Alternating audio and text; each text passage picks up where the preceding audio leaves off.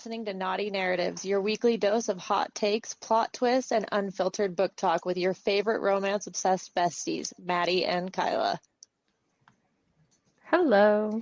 Hey, book Hello. babes, you're listening to Naughty Narratives, your weekly I dose didn't of know it hot would takes, repeat. plot twists, and unfiltered book talk with your favorite...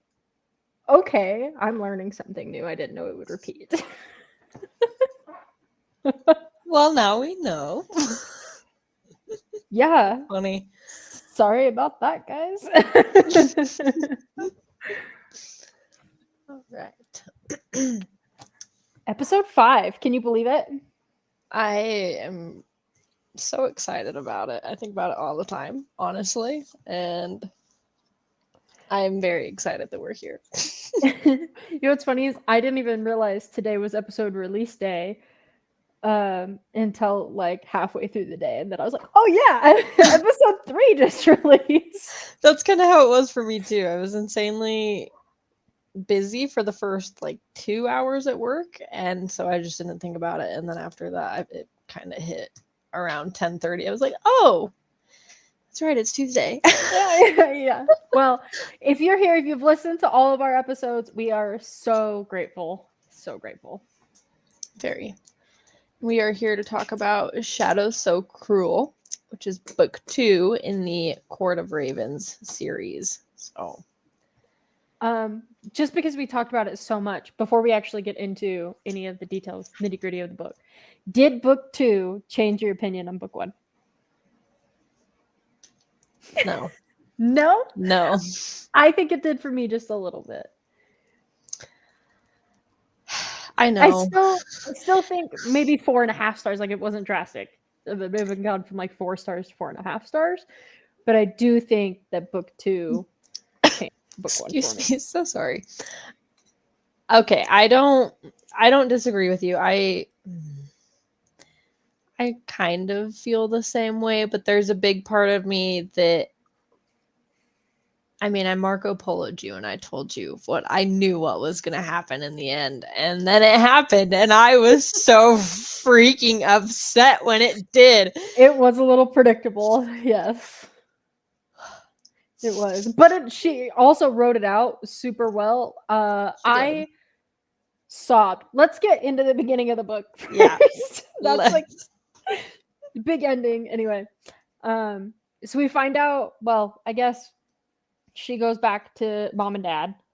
Yeah. Galentia does. Her name was not difficult, but difficult enough for my disease-ridden brain to just skip it. I just never bothered to remember her name. That's fair. It's weird to me because it's Galantia in my head, but everybody's gonna say it. I mean, maybe she'll listen to this episode and tell us exactly how it's supposed to be pronounced. That would be nice. I wouldn't. Yeah, but please do. But we first kind of dive into her figuring out that she is a raven. Mm-hmm. A white raven on top of it. Mm-hmm. But she doesn't. She doesn't have power right off the bat. I mean, we know that, but I don't. Does she know that right off the bat, or does she just not realize how to use it? Yeah, she does. She knows she doesn't have access to her power. I feel like she kind of knew that she was what's his name's Mailer, however you pronounce it, bonded just because she talks about needing to get the necklace so she can access her power. Yeah. I think it was kind of predictable. Yeah, I mean, we predicted it. Yeah. In the episode, we knew where it was going. I'm a sucker for a fated mate trope though, so I didn't mind. See, I don't know. I think I wouldn't have minded it so much had he not have been such an asshole. Yeah. That's fair. That was part of why my opinion didn't really change, because that was really, really hard for me to get by. He was a prick. There was definitely several times during book 2 where I was like, dude, just get the fuck over yourself. Yeah. And I realize he got trauma and whatnot, but so does she. Yeah. She got over it way better than he did. Well, and she's like what, 20? Not 18? 18. Yeah, she's young. She's like 18, yeah. Yeah.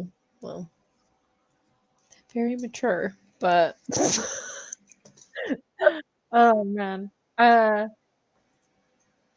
it's funny because they both know that they're bonded to one another, but because she doesn't have her magic, they don't also know it for sure until she has access right. to magic, and then that's when during that siege scene he goes to her, which is like one of the like sweetest moments for him where I was just like, maybe we're getting out of dick territory and then Yeah. right back into dick territory. Yep. And the thing is he like we hear how he really feels in his head. And I don't understand. I mean, I do understand. I understand that he is troubled and he has his shadows that kind of fuck up his mind. And that's what she's there for. But up until that point, it's frustrating. But I a lot of it's on her too, because she doesn't let him in. She doesn't even give him the chance to explain at any point, which was somewhat frustrating to me. Yeah, because she turned on him so hard where she forgave Sabian so quickly. Mm-hmm. Not that Sabian did anything terrible, but like she totally 100% forgave him. Not a problem, but she didn't even give Myler a chance after she found everything out. Like once she made all the connections, he wasn't necessarily, I mean, he was being an asshole, but then once he figured out really what was going on, she was still like, no, Right. I'm not forgiving you. And it goes through, it goes on like that for such a damn long time. Yeah, I will admit there was definitely a point where I was like, just fuck him already. It's like, of come on, just get it over. I did the same thing. I was like, horrible. I know. I was like, sit down, have a conversation. It's not that hard. But again, the miscommunication trope, though, that one pisses me off because it's not hard to just talk to one another. No. And so I think that's part of why we're so frustrated. It's a fair point, honestly. I do appreciate her and Sabian's relationship, though. I did enjoy that pretty much throughout the entire book. There wasn't really a time when I didn't like that one. I agree. I think that he was a necessary good in all of the. Otherwise, this book would have been really dark. Yeah, that's true. I had a question to ask you, and now it's just gone from my brain. Oh, that happens to me all the time. Well, we'll come back to it. I'm sure it'll make its way back at some point. What did you think about finding out that the raven that was originally in her bedroom was, or in book one, was Maller's Anoa, or Anoa, however you pronounce that.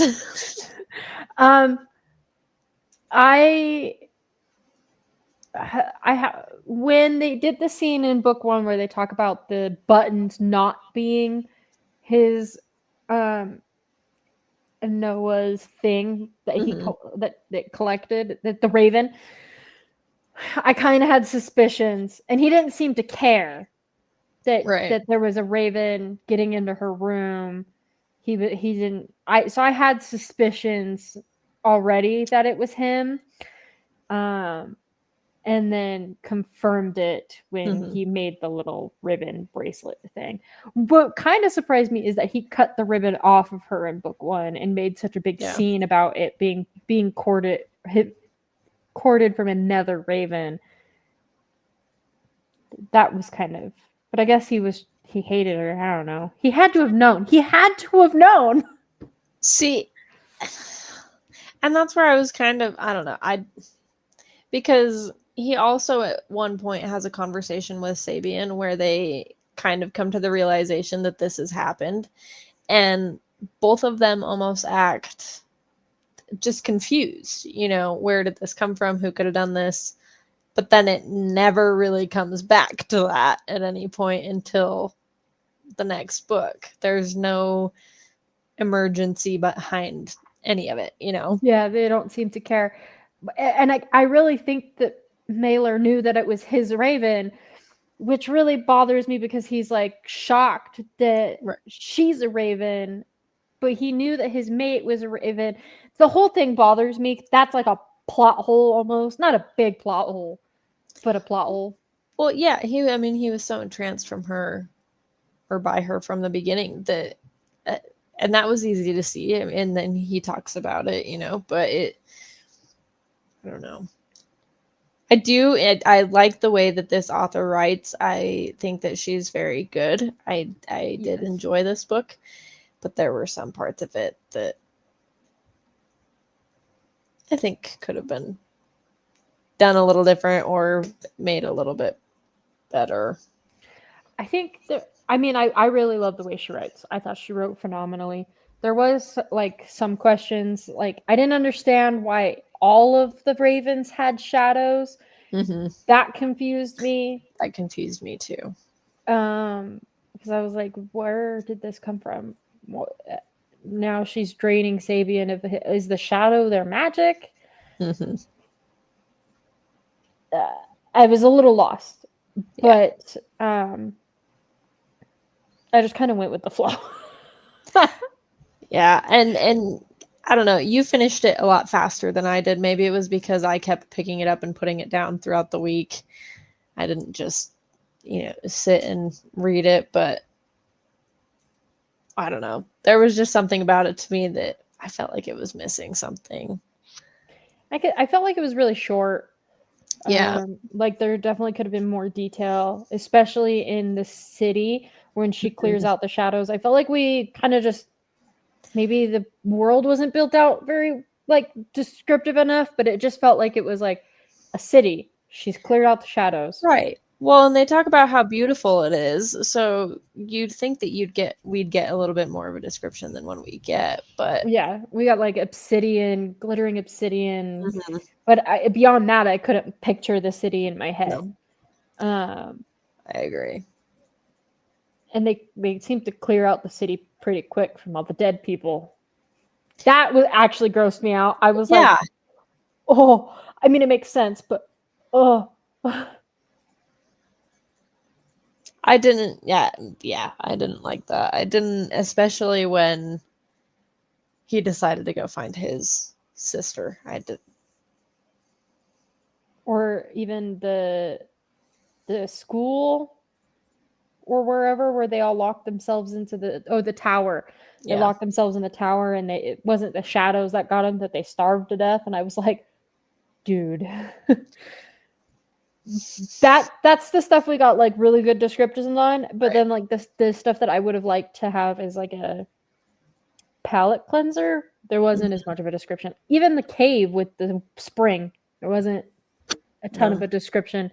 I will say, for some reason, I imagined it a lot like the cave in Does It Hurt? Does It Hurt? Yeah. I kind of did the same thing. I was like, oh, glowworms, even though there's not a mention of them. I did also she did take the time to write the scene where they go out dancing, but I wish that we would have gotten a little bit more time with her and Mallard dancing together, because that was really abrupt and short. She even ends it a little odd there. She just kind of once lines it and says, and then the night ended, and then we went back to, and it was right. it was kind of odd to me that it ended abruptly, but then we never heard anything more about it. So yeah, no, I agree. I definitely felt like it was what are the words I'm looking for? Like the whole plot was thought out really well, but it could have been more described. Yeah. just because it is such a dark book. And there's nothing wrong with it being a dark book. We both love dark fantasies or dark romances even. But to make a good dark romance, you do need a little bit of a palate cleanser mixed in, I think. And we didn't get much of that. Or if we did, it was very brief. So I mean, the whole book was Mahler's trauma, rape, kidnapping, more rape, death, and then a happy ending. And it was just like there was nothing. see, and that's why it was so hard for me to swallow. The whole fucking chasing her around from that really pissed me off. The flying from one spot to the next. And I mean that's really where the actual rape happened, but that was horrible. It was. I hated all of it. The entire reading that made me. I mean, I know that it's a dark fantasy, but that one got to be because she did well with the description there. She, Yes, you she know, does really good with describing the dark and and I mean, great. I'm happy, but Yeah. we still need a little bit of a. Okay, so he raped her. Okay, that was really deep and dark, and then we go right into basically covering it up, and then there's nothing to like chill out the mood a little bit, and so you're left with this like gross ick feeling until they're clearing out the shadows, and then he almost dies because of Lorne. Yeah. Which I was almost like, oh, Mailer's dying. Well, and then she almost dies because of Lorne's fated mate. Yeah, the only good takeaway from this book is being fated mates with somebody must fucking suck. Yeah, Sabian's fated mate dies. Lorne refused to mate with her bonded, and then dies, and then he goes back crazy and kidnaps Mailer's fated mate, and they're just star-crossed lovers from the beginning. You don't have a single, I guess, no, you don't have a single fated mate pair in the entire book that is like, we're bonded and it's great. No, yeah. Even, well, I guess you can't even say the other couple because she got kidnapped. I was gonna say you could almost say Asker and Myra. I think that's her name. Something Laura? like that. Yeah, something Yeah. starts with an M. But but she's I mean, you don't really even see her in the first book, so nope, because she's kidnapped in a dungeon. Yep. There's a lot of dungeon talk too. There is a lot of dungeon talk. Yeah, got a decent amount of that, which I don't mind. But again, there's a lot of rape in that. There's just a lot of rape in both books, to be fair. Yeah. I have an interesting question for you. So we talk about Lauren's child in book 1 that she had that we assumed died. Mm-hmm. What if he's one of the adopted children? Like all the families that adopted displaced Raven kids and hid. That's what I thought was going to happen with the first boy that ended up being a white raven. Mm-hmm. I was like, that's Lauren's kid, bet. And then it wasn't that. But that's what I thought for sure. I was a little curious if that little boy was going to somehow be a sibling that got left behind or something like that. But I did like the mention. I did like that she brought in the kids. I thought that was cute. I liked that Mallory was able to accept them, and that and I think the only reason he was really able to do that was because of her. But I think so too, which is a huge character growth moment for him, and I was actually really impressed with it. Yeah. Because I think we needed that from him. We needed a lot of character growth, and by the end of the book, I did not hate him as much because he had a significant amount of growth. However, we were all traumatized by Sabian, and so maybe I just trauma bonded to him. I don't know, because I was crushed. I was so pissed because I called it. You did call it. She literally texted me, or I had Marco Poloed her and said that the end of this book was gonna rip her heart out, and she was Yep. like, she Marco Poloed me and was like, Sabian dies, and I was like, bitch, you're not even there yet. I loved him. Me too. I really liked him. He was a very good character. He was so well written, and God, I don't know. He was just everything to that woman. Holy shit. He really was. And the fact that he knew he was gonna die, Mm-hmm. and he didn't tell either of them. He just wrote them that sad fucking letter. Yeah, and then his letter. That's what really made me sob, was his one-liner. Did I save her? Did I do it? I was like, shut up. Shut up right now. Mm-hmm. That, yep. And then the reading the letter in his whole pyre scene, the whole thing, I'm literally starting to tear up just thinking about it. I was sobbing. I can't. I almost sent you a Marco Polo of me just bawling, and then I was like, no, I won't be that dramatic. But here I am, literally tearing up just thinking about it. I wish you would have, because yeah, I was sitting upstairs with my family reading, and I like not even 10 minutes before I was bitching about how the book was a little slow for me at this point. I was kind of over it. And then I'm sitting over there in my little corner, and there's just these tears streaming down silently. That's the worst, when you're trying not to cry in front of other people, and they're like, "What in that book's got you so sad?" And you're like, "The good boyfriend's dying." And just shut up. Well, like, their relationship is never going to be fully the same. I mean, sure, they're bonded, and so they have a deeper connection already, but they almost, I don't know, I feel like they had to bond a little differently, because Mallory had to accept him, like his, what did I they thought call it was him? going to be Primal. some weird thing where they were all bonded somehow to Yeah. one another, and then that's just not what it was. But No. But I don't know. I thought it was interesting that Mallory's primal would almost attack Sabian out of jealousy, even though they were bonded. uh-huh. That was one of those things where I was like, all right, I have one for you that you're not gonna like. I already know you're not gonna like it.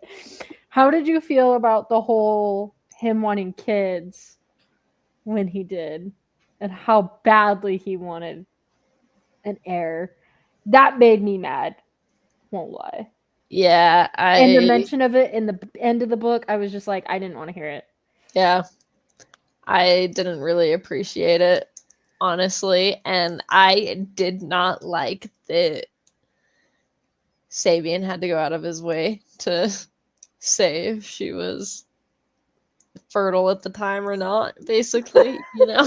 I don't, it's not a better way to say that, but Yeah, no, I know. it's just, I don't know.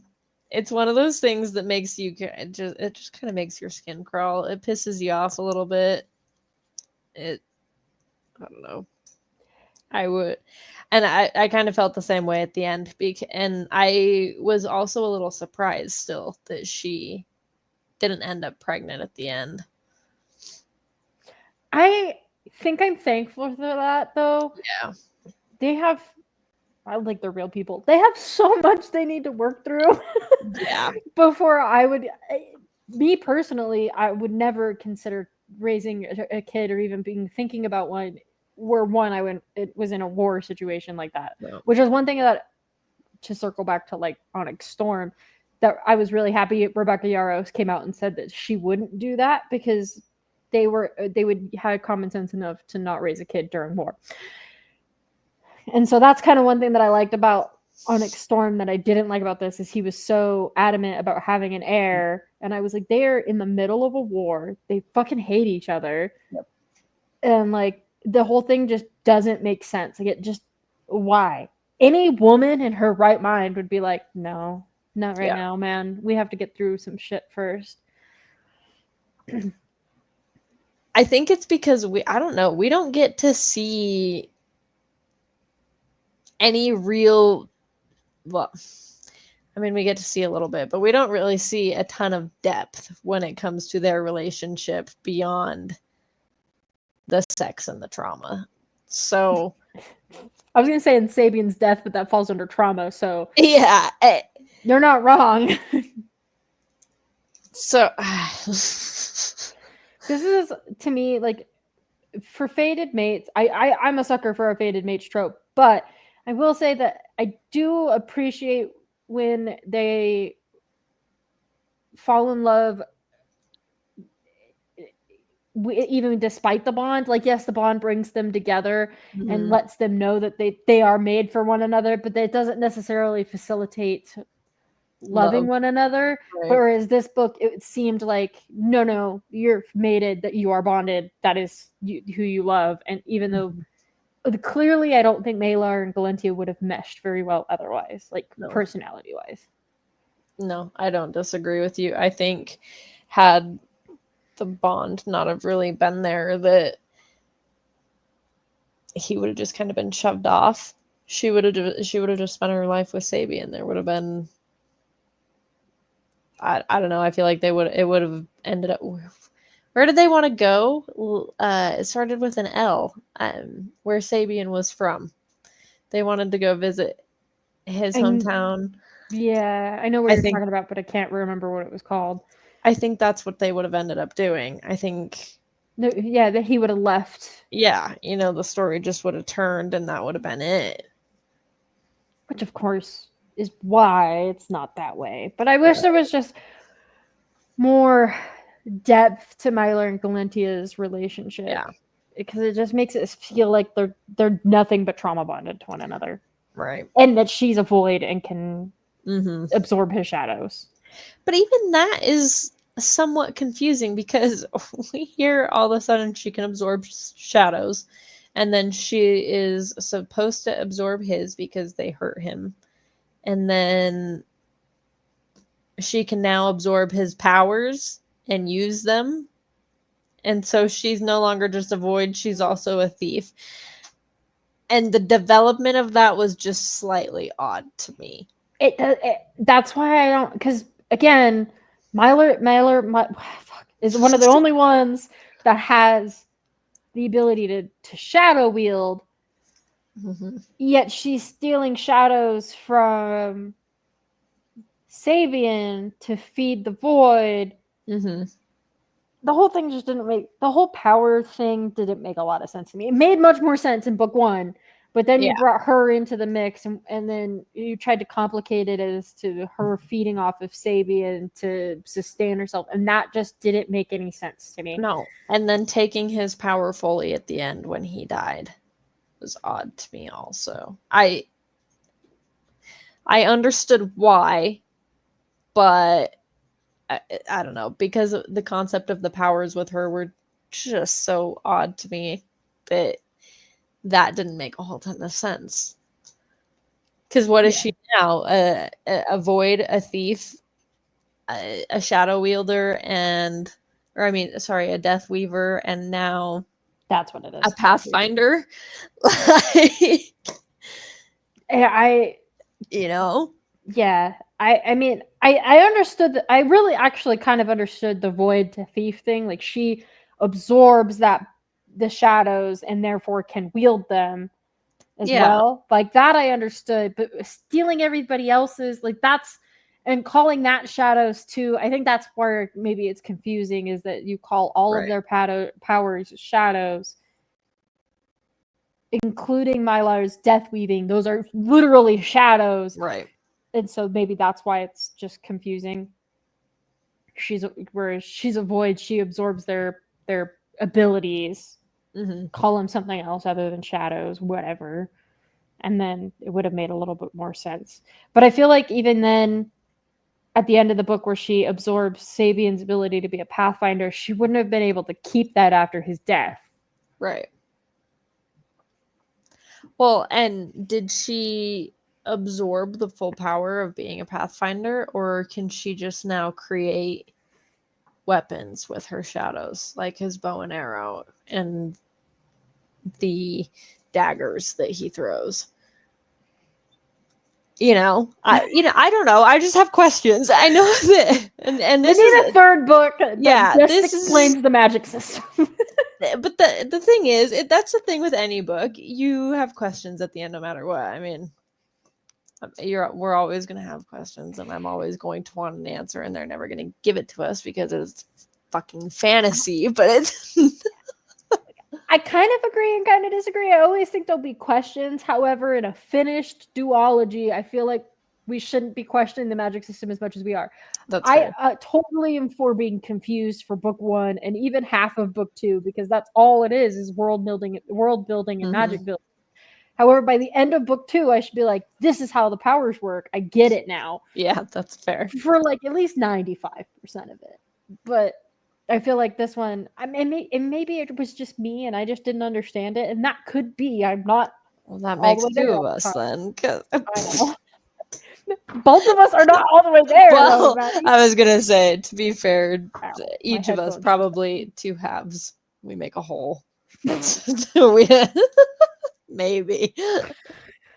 Her writing was phenomenal. I think Yeah. maybe if you had mashed book 1 and book 2 into just one Mhm. solid book all the way through, and just made it a little bit bigger, like a standalone, it would have been better. I think agree. splitting it in two would have made it more difficult. Mhm. But her writing's phenomenal. I think when she Yes. does describe stuff, it's super clear and It's vivid. so good. But she's very descriptive. She uses descriptive ass words, which again, during some of the scenes is a little much, but Uh, I don't know. Overall, I do think it was a good book. I have questions. I like how we do this every time, where we're like, it's a great book, and we I do know. nothing but trash it. We need to be more positive. I'm trying to think. I'm like, be more positive, and I can't think of anything positive. Wow. I will say I did appreciate that we got to kind of know what happened to her actual parents and kind of the storyline there. And Yes. we did get to see a good development between her and Her mom. Yeah. And we were both wrong. Yeah. Very. Neither one of us guessed that she bought the baby off of a maid. No. But it makes perfect sense. It did make sense. It did make Oh, sense. I was not mad at it. I was like, oh yeah, that tracks. That makes way more Yeah. sense than her being somebody else's, like her Right. being fathered by somebody else. And the growth in the mom character was in such a short Huge. period of Yeah. time. In like what, 2-3 chapters? Yeah, because we go from her arriving home basically and her hating her, or at least acting that way, to her loving her and telling her that she doesn't want to watch her 14th child die or her 13th child die, which, by the way, that line broke my heart. I know. You texted me and I was like, that was brutal. That was rough. I read all of that and I was like, I never really put into perspective. Well, we didn't know, first of all, how many kids had passed away. Right. So to find out that she had 13 other children, not one of them lived more than a couple hours. Yeah. And then, so she bought the baby to trick her husband into thinking that she could have a kid. Mm-hmm. Which is so sad. Yeah. I don't judge her at all. Well, No. I don't judge her at all for the choices she made. I think that was honestly probably one of the best written character arcs in the whole book. Yeah, I don't disagree. And it was so short. It was so short, but it was so beautifully done. I also was I liked the ending that we got with Brisden. I wish that it would have been just slightly longer, like just ever so slightly, because there was so much going on at that point in time. We had Galantia trying to get through, and then we had Sabian and Malor coming from the other direction trying to get through. So it was almost just kind of a clusterfuck of what was happening all at one time. It was well written. I'm not saying I got lost, but I do wish we would have gotten a little more of him killing Brisden. For sure, especially after the mom hanging. Mm-hmm. That was really rough for me to read. Yeah. Was the whole her mom hanging from the. Yeah, I was like, ooh, because I thought could it was going to be her. feel her pain.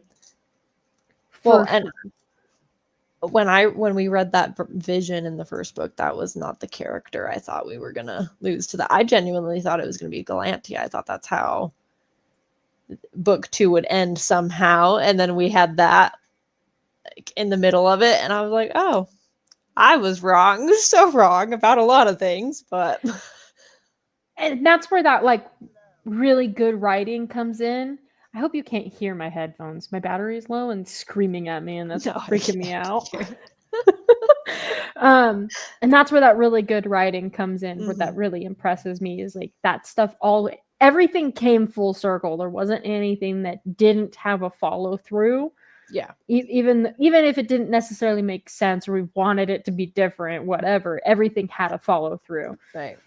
And down to the visions that, you know, we talked about briefly, like the mom saying, I'm so sorry, and the hanging scene, like all of that we followed through on. Yeah.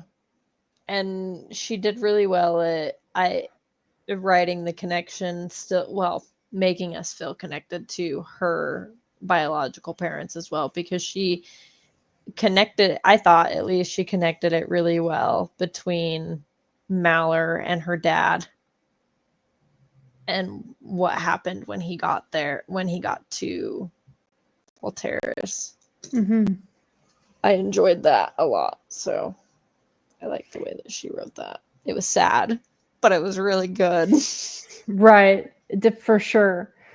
The one thing that I kind of was a little not disappointed on, Lauren had it coming for sure, her death, but I kind of like all of the characters. I mean, I guess not everybody can get a redemption arc, but she was one that I was kind of hoping for.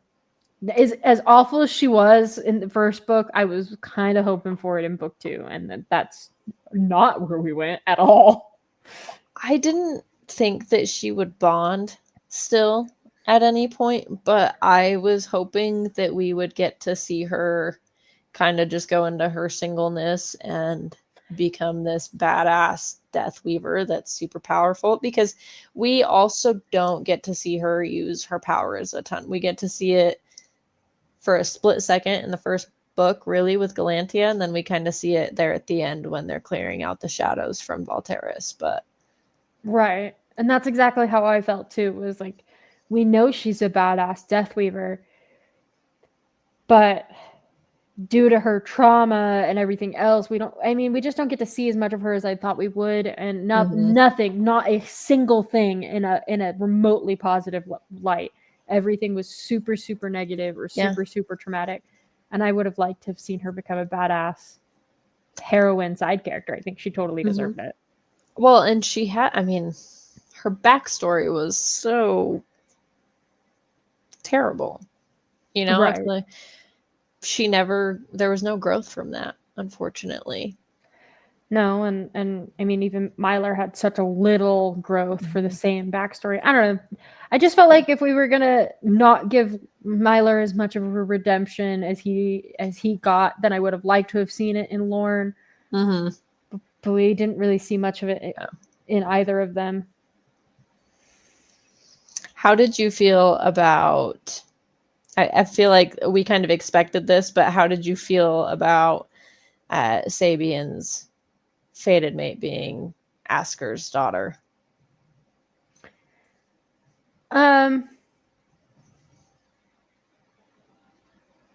I don't know if I really had an opinion on it.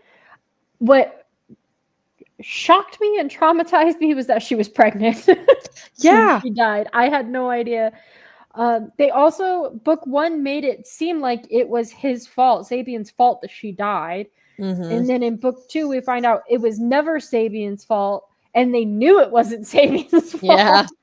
And so I was a little confused at that when they were like, yeah, an owl attacked me. And I was like, okay, but they made it sound like you got drunk and fell Mhm. asleep and therefore didn't know that the town was being attacked. But that's not at Right. all what it was.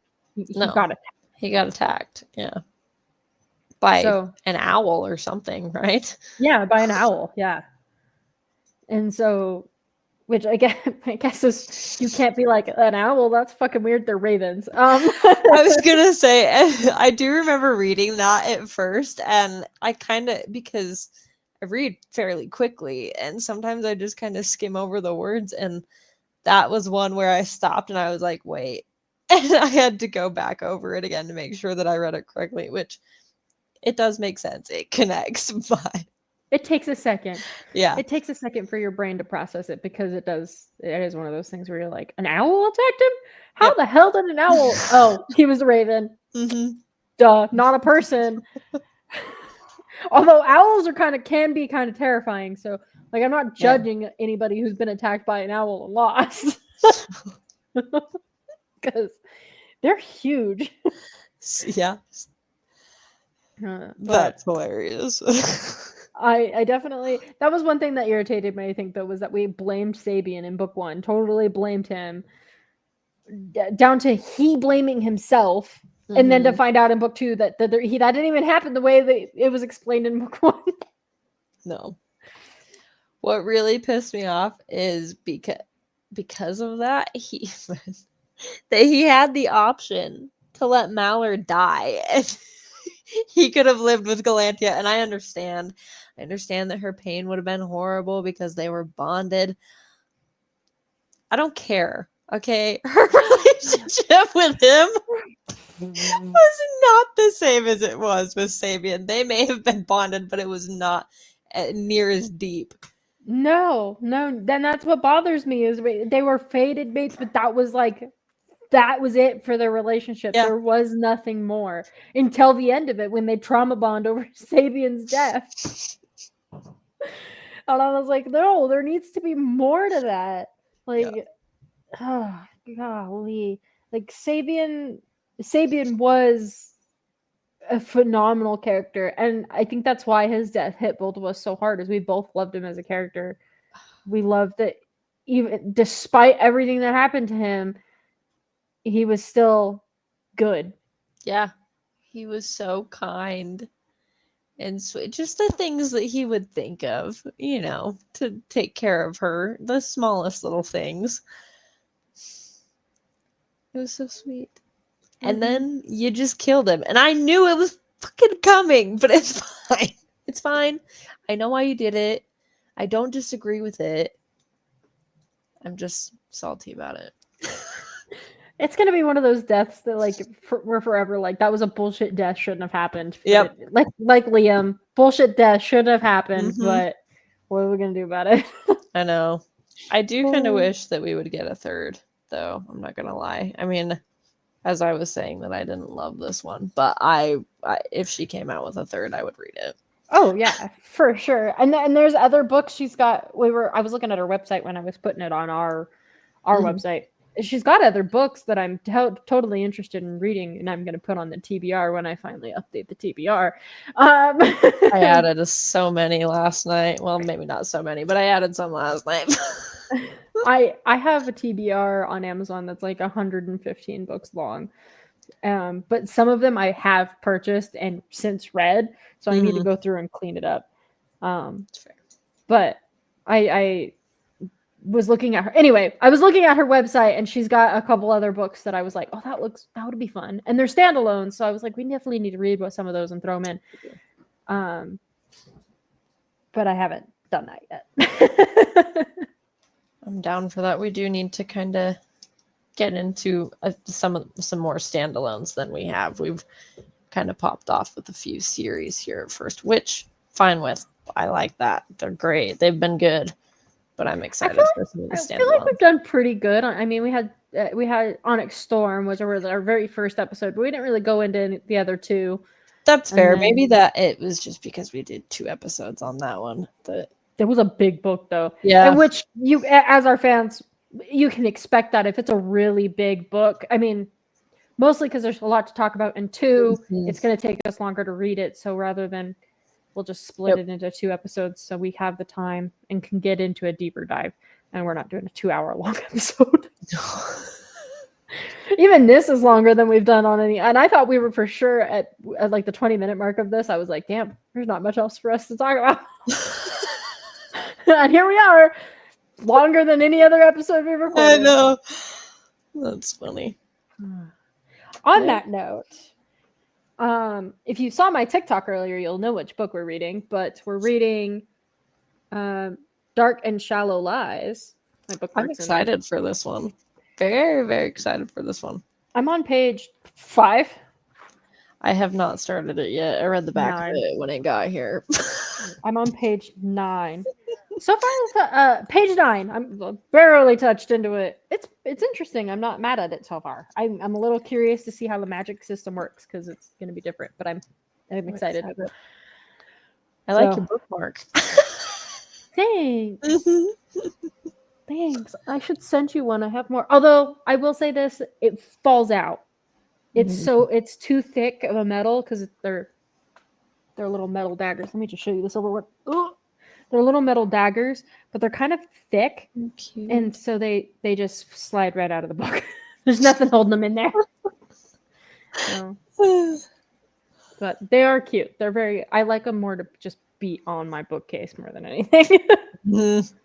I can understand that. So. All right. Well, please, what helps us the most is if you like and subscribe to the podcast, leave a comment, something, share it with friends. We would be so, so grateful. If you have questions, and I feel like for the next book, we should have you like leave comments, DM us, send us your questions. We're more than happy to talk about them in the next episode. Dive deeper. For sure. Whether it be personal or not, I definitely don't have a. I don't care. Yeah. We would love to connect more with our listeners and our authors. If there's any authors that want to be either on the podcast or have their book read on the podcast, just reach out. We would love that. Yes. All right, everybody, have a wonderful evening. Bye.